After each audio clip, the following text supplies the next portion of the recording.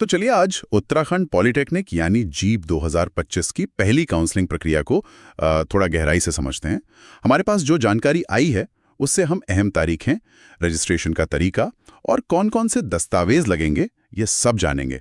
कोशिश ये रहेगी कि ये जानकारी मतलब काउंसलिंग के सफर को आसान बना दे। बिल्कुल। और ये समझना अहम है कि इस प्रक्रिया का पहला पड़ाव क्या है और आगे क्या उम्मीद रखनी चाहिए। शुरुआत करते हैं सबसे जरूरी यानी तारीखों से। उपलब्ध जानकारी के अनुसार ऑनलाइन रजिस्ट्रेशन और अपनी पसंद के कॉलेज या कोर्स चुनने की प्रक्रिया मतलब चॉइस फिलिंग वो 25 जून से शुरू हो चुकी है और 28 जून 2025 तक चलेगी। अच्छा, यानी सिर्फ 4 दिन का वक्त है रजिस्ट्रेशन और चॉइस फिलिंग के लिए।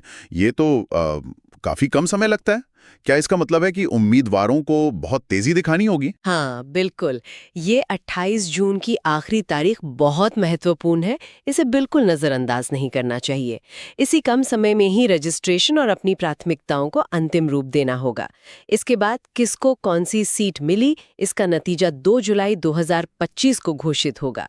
और फिर जिन्हें सीट आवंटित होती है उन्हें 3 जुलाई से 11 जुलाई 2025 के बीच अपने कॉलेज में रिपोर्ट करना होगा।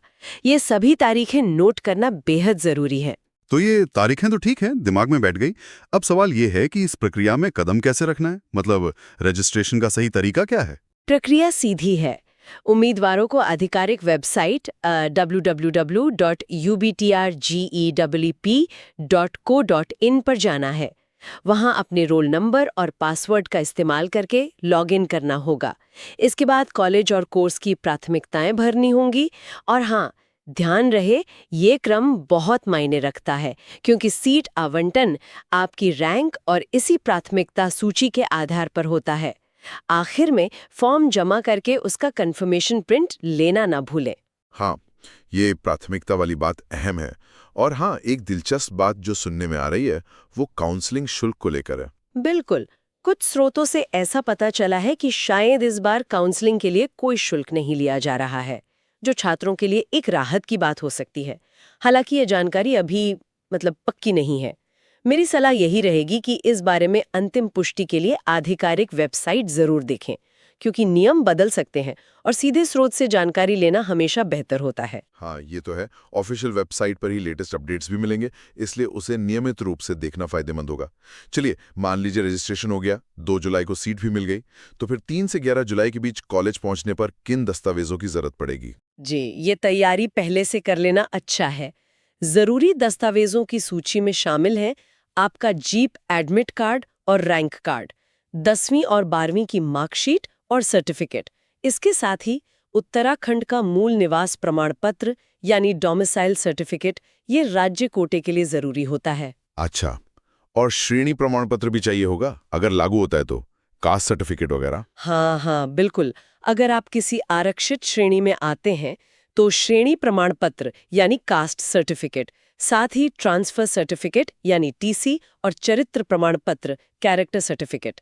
इसके अलावा हाल की पासपोर्ट साइज की कुछ तस्वीरें और एक फोटो पहचान पत्र जैसे आधार कार्ड या वोटर आईडी। ये तो काफी लंबी लिस्ट है, तैयारी करके जानी पड़ेगी। और सबसे जरूरी बात, इन सभी दस्तावेजों की मूल प्रतियां यानी ओरिजिनल्स और साथ में उनकी कुछ फोटोकॉपी जरूर ले जाएं।